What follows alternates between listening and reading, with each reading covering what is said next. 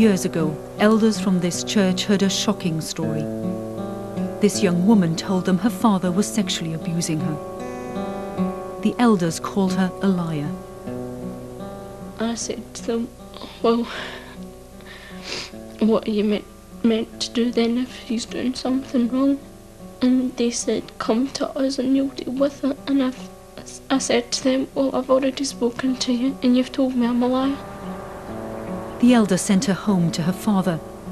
They didn't tell her that 3 years earlier he'd confessed to them that he was abusing her sister.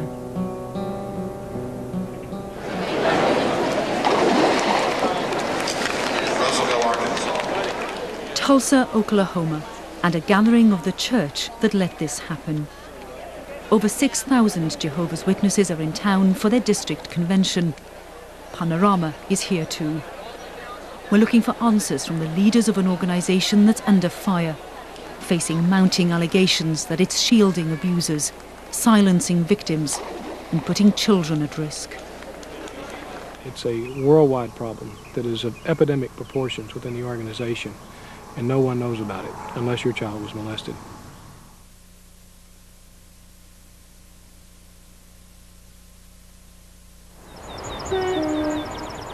Stevenson is on the Ayrshire coast in Scotland.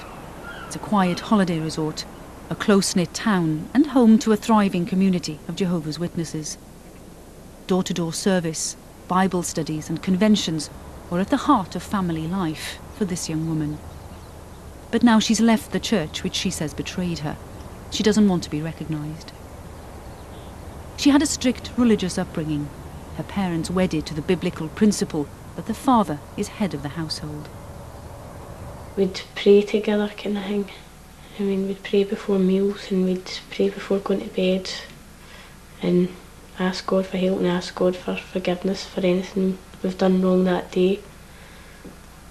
He was very strict. I was scared of my dad for years. I was really frightened of him. She and her sister spent hours playing alone. Their father taught them that outside influences were bad. He prohibited friendships outside the church. But from the age of 11, her make-believe games hid a painful truth. Her father had started to abuse her. I was in my bed one night and that's when my dad came through and started touching me and feeling me. I just lay there hoping it would go away. Witness statement at Salcoot's police office. Over the years since I was 11 until I was 15, my dad had done things to me that he shouldn't have done, like rub my breasts, finger me and try to have sex with me. I remember when we were in Perth, we were staying in a tent. He started to touch me and he made me touch him and he made me put his penis in my mouth and things like that. Were you scared? Terrified. There was one time my dad had told me if I'd ever told anyone about this, he would rip me apart. For years she kept quiet. But one Sunday, after a meeting at the Kingdom Hall, she asked to see church elders. She needed their help. We just told them everything that happened. Did they tell you that this was serious, that you should go to the police, that they would go to the police for you? No, they didn't tell me anything like that. They didn't make any mention of the police. They said they'd deal with it? Mm-hmm. After that they'd called my father in and they had a very, very long chat with him. And then eventually he came out and we went home and that was the end of it. When confronted, Ian Cousins confessed he was abusing his daughter. He said he was sorry, so the elder sent him home with her. The abuse continued. Cousins was reproved or admonished publicly by the elders, but church policy meant that no one was told why, not even his younger daughter. It was announced on the platform that Ian Cousins has been reproved. And after that, I went to one of the elders and asked, well, why has he been reproved? And he said it's because of something he did wrong, but he wouldn't tell me what it was. Even when her sister moved out, sick of the abuse, Alison still didn't know why. She missed her sister and was lonely. With one daughter gone, Ian Cousins turned on the other. It all began with an innocent goodnight kiss. I gave him a kiss, like a peck in the lips, and then I tried to get up to walk away, and he pulled me down and he forced his tongue through my teeth, my clenched teeth, and he tried to put the blame on me and said, do you really think you should be doing that? He blamed you? Mm-hmm. It wasn't long before the abuse got worse. One day, her father was accused of assaulting one of Alison's friends. She had to do something, but had nowhere to turn, nowhere except the Kingdom Hall. She asked to see a church elder. I told him everything that had happened and what my dad had done to me, and he said that he didn't believe me at all, and he said that I was a liar and that my dad would never do such a thing, and that my dad was such a nice man. Like her sister, she was sent home. Her father, the nice man, was free to continue abusing her.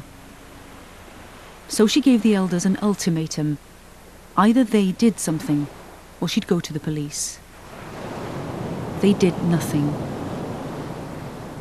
I have told the police about my dad because I am concerned that he has contact with other young girls through the church.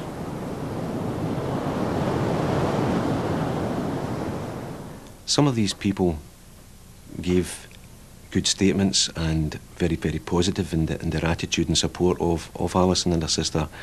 Other people felt that they didn't want to be involved and gave a negative statement, and some people refused to speak to us altogether. Why?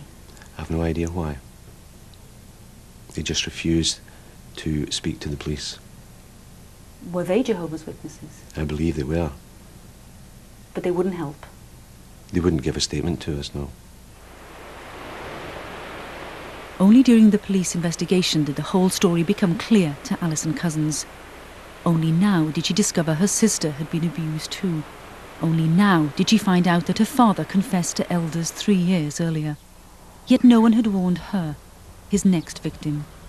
Nobody told me anything. They all basically kept it all under wraps and told nobody what had happened. What they did was keep a record of her father's name and confession on a church database, a register of suspected and convicted paedophiles to be monitored. We asked Alison Cousins to obtain a copy of her records using the Data Protection Act. There, in black and white, was proof that the Jehovah's Witnesses had known for 3 years that her father was a self-confessed paedophile. Yet far from monitoring him, the elders twice turned a blind eye to his abuse of his daughters. When he confessed to church elders, Cousins got a mild rebuke. When he confessed in court, he got 5 years in jail. I believe we were the last to know. They had told several people before coming to the police, and these people had not reported it either to the police or the social services. We have a duty to protect, and if we're not told, we're unable to protect.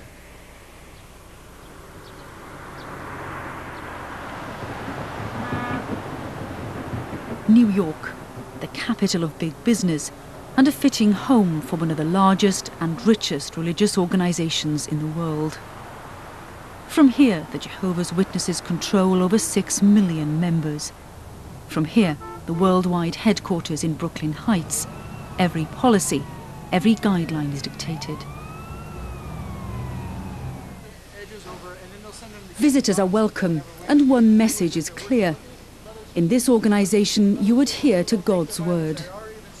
Every month, 50,000 Bibles come off the press, ready to be sold worldwide. But this too is where they keep records of suspected and convicted paedophiles in their ranks. Bill Bowen, a lifelong member, has resigned as an elder.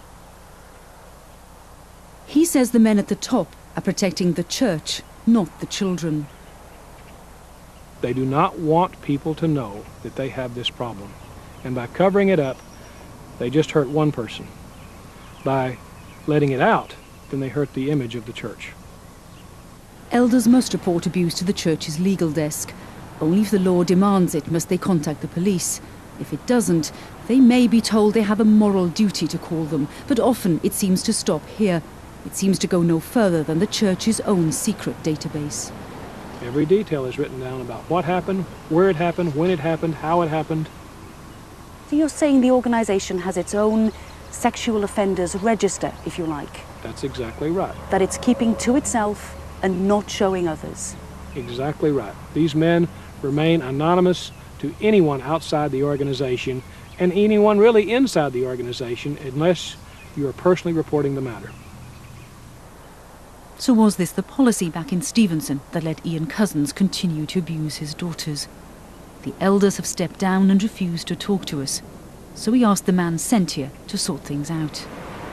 Hello, Mr. Briggs. We're from BBC Panorama, as you know. I know that. We just want to ask you a few questions about the Ian Cousins case. It's reasonable to really actually consider the brothers and sisters in the congregation that have had to undergo all this pressure. And so I would just leave it at that. That's all I have to say on the matter. The database, Mr. Briggs. Why should the Jehovah's Witnesses keep a database of men who have confessed to being paedophiles, but the police aren't told? Do you think that's reasonable behaviour, Mr. Briggs? The latest name added to the list should be that of James Barrett. 3 days ago, clutching his Bible, this elder from Rugby was convicted of indecently assaulting 2 boys and sentenced to 2 years in prison. The church was told of the allegations 5 years ago, but Barrett denied them and was allowed to remain an elder. So how many names are on the secret database? We asked the headquarters in New York. They refused to tell us. Focusing on numbers isn't meaningful, they said. After a lifetime in the church, Bill Bowen tells a different story. How many names do you suspect are on that list? 23,720. How do you know that? I was contacted by sources within the church. I was given a figure of over 20,000. 2 different sources came back to me and said that number is actually more specific and gave me a figure of 23,720. They told me that they had accessed the internal database, and that figure was based on child molesters in the USA, Canada, and Europe. And that's the figure that they were given. Over 20,000 names on a secret database. That's why these people say the church has to listen.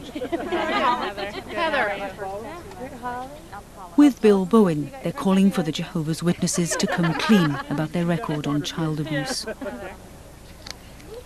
His campaign, Silent Lambs, has already heard from 5,000 victims. This candlelit vigil is for them. Or is what they're doing, once it's found out, causing their own members to be deeply disturbed. Heather Berry and her stepsister, Holly Brewer, have flown here from New Hampshire. The man who abused them has been jailed for a minimum of 56 years. He was Heather's father. Now Heather and Holly are breaking new ground. They're taking the Jehovah's Witnesses to court. I'm Heather from New Hampshire. I don't want to tell my story, but I've heard the word victim too many times today. And all of us are standing out here today. We're standing tall and proud and saying this happened and then it can't happen, and we're survivors. And we're fighting and we're not victims. They're the first of those survivors to take their fight to court. They're claiming that not only did the church do nothing when they were abused, it ostracized and punished the family when they called the police. I'm very glad I came. Like I said, I would do it again, and again, and again, and as many times as it takes to get a change in the policies and things that they hide constantly. I'm really glad that the policy was talked about so much today, that it's an actual policy. It's not just a few elders that want to hide things. It comes from higher up. It's a worldwide policy. Yeah. We asked the church for an interview to discuss the claims that they're putting thousands of children at risk. They offered us instead some videotapes. Well, here we have it, a box full of tapes, in fact. Jehovah's Witnesses response, progressive understanding of paedophilia, education through publications, and one marked policies, and I'm told that's where we should get some answers. That night we watched the tapes looking for those answers. In long letters, the organisation had told us the welfare of children is of paramount concern to them, that they have a forceful child protection policy. We wanted to see it spelled out. We've heard the suggestion that our policies may not be adequate to cover the problem of child molestation, but that's not the case at all. The policy couldn't be simpler. The elders should deal with all allegations of abuse. I think that's a very good policy, that the elders, essentially would take charge of the situation of reporting the abuse to the authorities. But the authorities they're told to contact aren't the police. It's their own legal desk. Fact of the matter is, we have a very aggressive policy to handle child molestation in the congregation, and it is primarily designed to protect our children. So how aggressive is it in practice? Just over a year ago, Bill Bowen rang the legal desk in New York, asking how he should handle an allegation of abuse in his congregation. The advice he was given has little to do with protecting the victim. He was told to go back to the man accused. You just ask him again, now, is there anything to this? If he says no, then I would walk away from it. Yeah. Leave it for Jehovah. He'll bring it out. Yeah. But don't get yourself in a jam. Leave it for Jehovah. That, according to thousands of victims, is the Jehovah's Witness child protection policy laid bare. No one knows more about that than Sarah Poisson. Holly Brewer and Heather Berry's mother knows her loyalty to the church cost her daughters dearly. Paul Berry, her husband, beat them. She suspected worse, that Heather was being sexually abused, and went to the elders. I could tell from their looks on their faces that I'd done a bad thing. That I had spoken against my husband, which is a bad thing. And so their solution was that I should be a better wife and I should pray more. That was their solution. That's how I could stop him from battering us. I assumed they were right. They had to be right. Because they know everything, because they're God's representatives on earth. She couldn't convince them, but she was convinced that Paul Berry was sexually abusing their daughter, Heather. When I was about 3 years old, I started displaying behavior that no 3-year-old in their right mind would display. I was throwing stools out of 2-story windows, and I was, I went to Boston Children's Medical Hospital in the psychiatric ward when I was 3 because she found me stabbing myself with a screwdriver in the arm in the kitchen. He came to me in the blackened night, hands outstretched. There was no fight. The masked man slowly became familiar with my shape, gently rubbing his hands on me, every nook, cranny, and gate. My child, you are so sweet, so perfect and right. Then I knew nothing but defeat. I tried not to think about the abuse as much as possible. I mean, there was the physical abuse, there was the verbal abuse, and there was the sexual abuse, and when none of it was happening, that was ideal, and that's what I tried to focus on the most. And all the while, you were going to the Kingdom Hall every Sunday? You were going to meetings during the week? We were going out in door-to-door service. Time and again, the girls were told to wait outside while their mother begged local elders for help. Time and again, they saw her sent home to pray harder and be a better wife. Holly, too, had her own story to tell. The story she'd kept secret from her mother. A story she knew by now the elders wouldn't want to hear. Her instinct was to tell the local policeman. But after years in the church, she just couldn't. Holly would actually tell me that she was very angry about things at home. And she did, on more than several occasions, tell me that someday, Sergeant Zeller, I'm going to tell you something that happened to me. And I always told Holly, when you're ready, I'll be there. You know where I am. Her mother saw the elders more than a dozen times, but remarkably, it never struck Sarah Poisson to look for help outside the church. You can say that your children's lives were in danger, and in the same breath that you couldn't possibly go to the police. How can that be? Because God would not want that.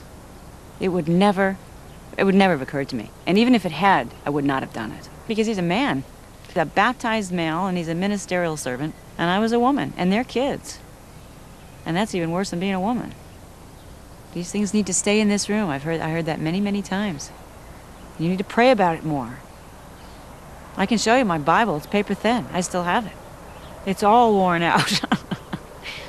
Did a lot of praying. After you were told them that her father was sexually abusing Heather, nothing changed? No. No. Well, yeah, things changed. They got a lot worse for me. In the end, the decision was taken out of her hands. In school, bruises were noticed on her children. Social workers were told. They gave her a stark choice: leave your husband, or we take your children. But if she left him, she knew the church would cut her dead. At that point, I had to make a decision between God and my kids. And I knew, well, at that time I knew, that if I chose my kids, I didn't have a prayer. But I didn't care anymore.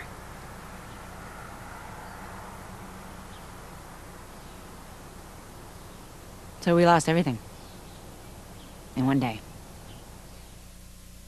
Sarah Poisson had no life outside the Kingdom Hall. When the congregation cast her out, she had no choice but to move away. She didn't just lose every friend she had. Overnight, she was homeless, penniless, scraping a living to bring up her children. The friends they'd had openly shunned them. But with the family now free of the church, Holly could finally tell her mother the truth. Her stepfather had abused her too. When he tried to gain access to her younger sister, Holly finally did what the elders hadn't. She walked into the local police station. It was clear to me that it was a life's crossing, a road to cross. Never any doubt in my mind that Holly could do it. It was a tremendous effort on her part, and it smacked of raw courage from beginning to end.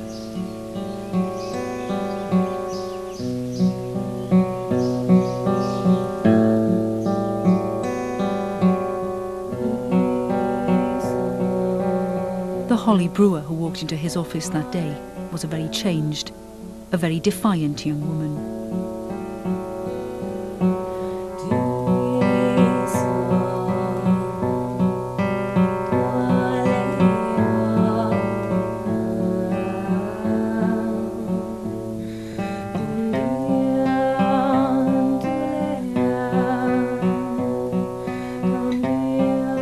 My earliest memory is like about 3 years old. My latest memory is 10 years old.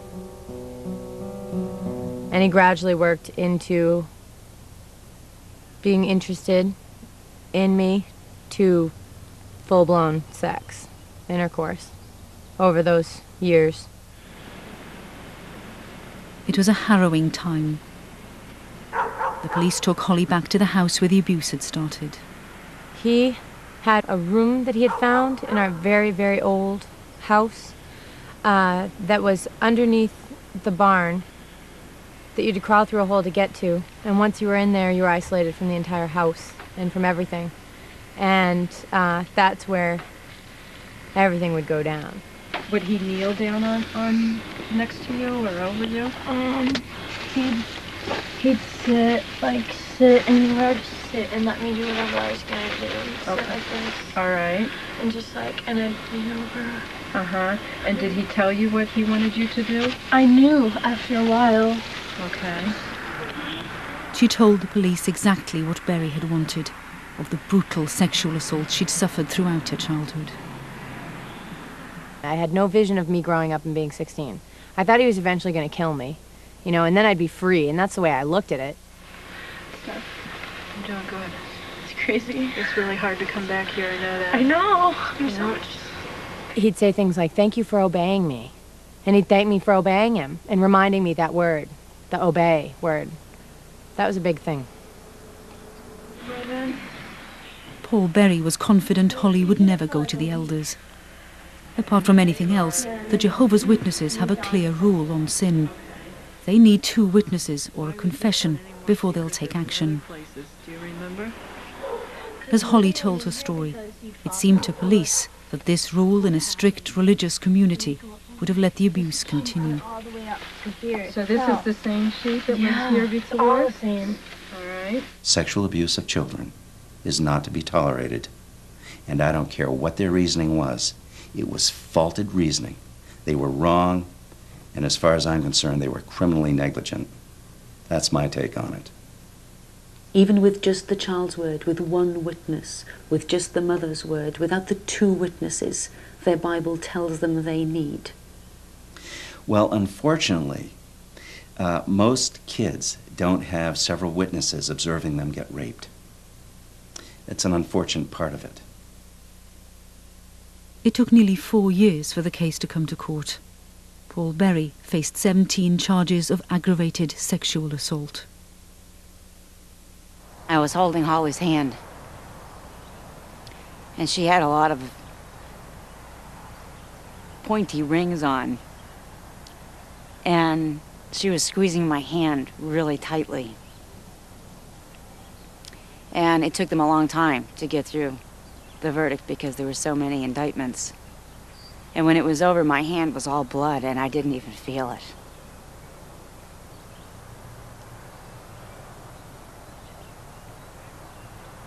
And it was so powerful to be believed.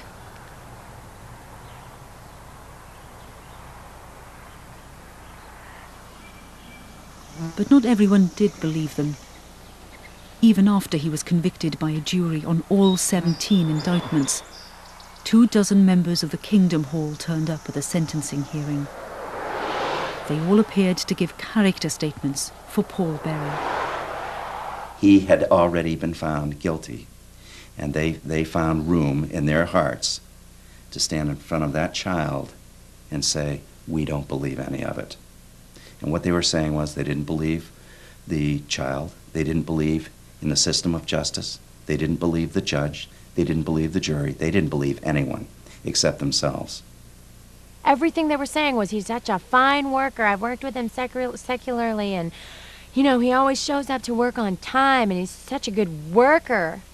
Everybody said that, and also the second half was everybody started saying, he's babysat our kids hundreds of times. I would let him babysit our kids every day, and he's such a good worker. And I was just sitting there like, he's not on trial for being a negligent worker.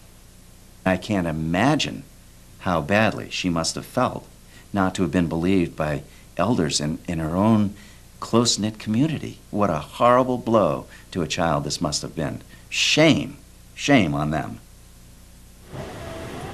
But another serious accusation is levelled against Jehovah's Witnesses. In their efforts to cover up abuse, they may even try to frustrate police investigations.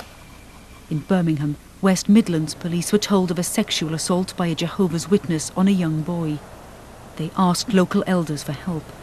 They were very reluctant to give up any information towards me. It was an uphill battle so far as the church was concerned with me, virtually at every turn. They actually said to me, unless I could provide 2 Jehovah's Witnesses who had actually seen the offence, then as far as they were concerned, the offence hadn't taken place. The boy was Simon Brady.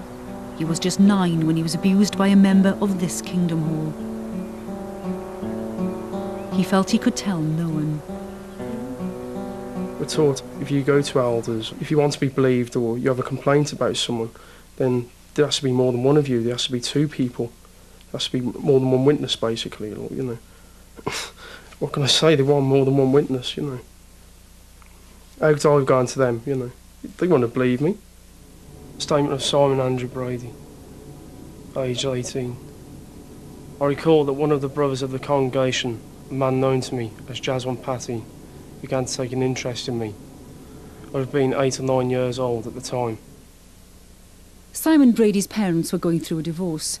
Jaswant Patty offered to help out, take him off his mother's hands. He'd take me for drives after the meetings. He'd take me home from the congregation, you know, give me a lift home. I can remember one occasion he took me to his sister's flat while she was away on holiday.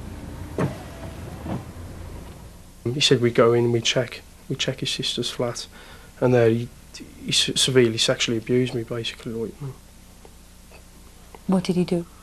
It was quite severe, to be honest with you. Like, it was severe. Like, you know. Even though to think of it, I don't.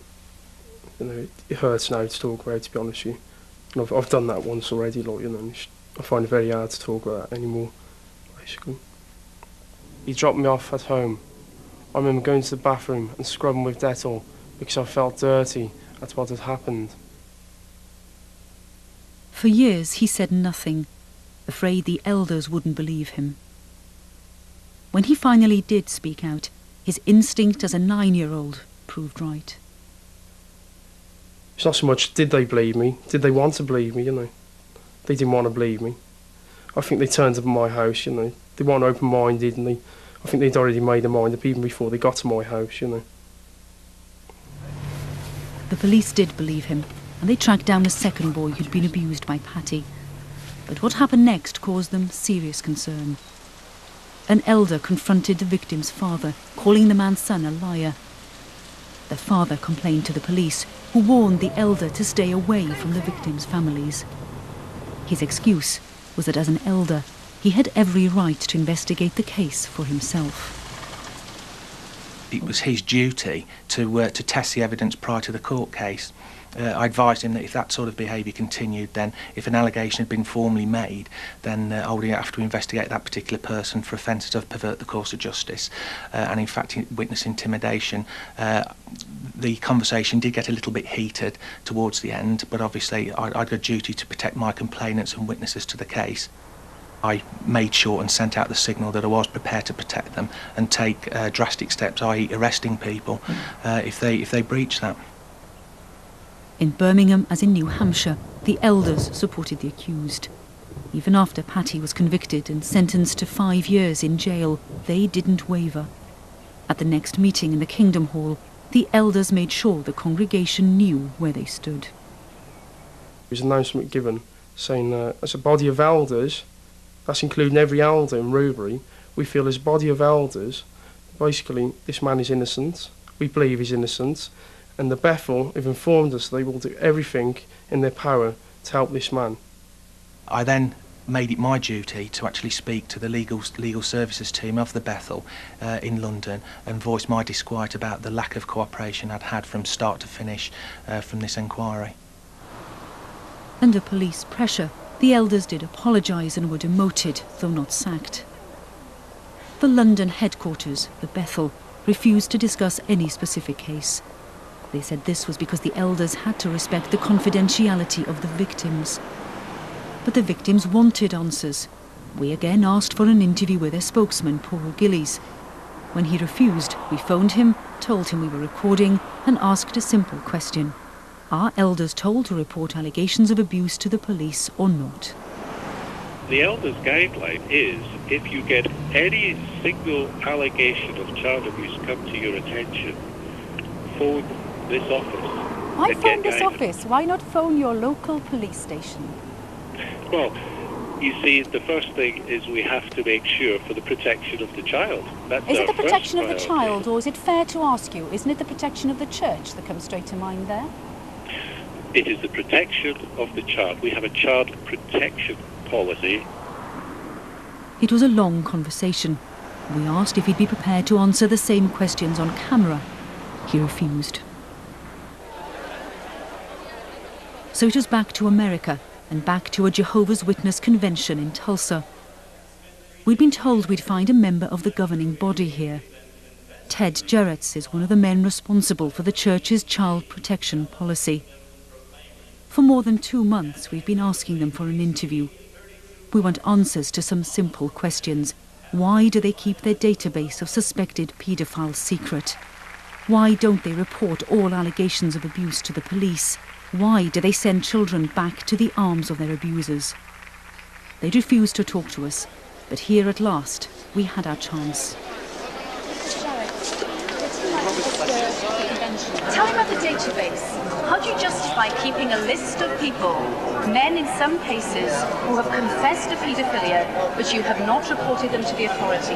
What justification is there for you to keep that list? You have a privacy law.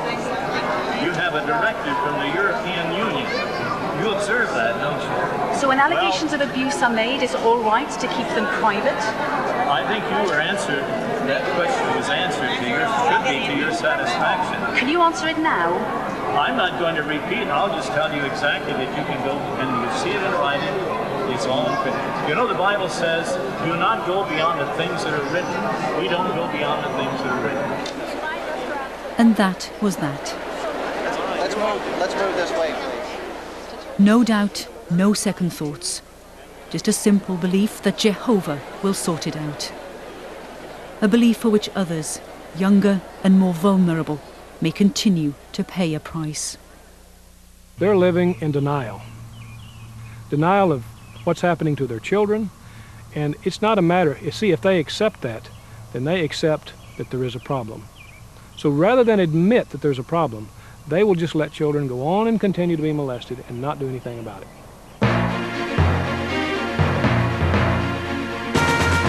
If you want to comment on this programme, you can email us or join us on our website for an online discussion tomorrow at 2 p.m. Or I'll be taking calls with Edwina Curry on Radio 5 Live in a few minutes.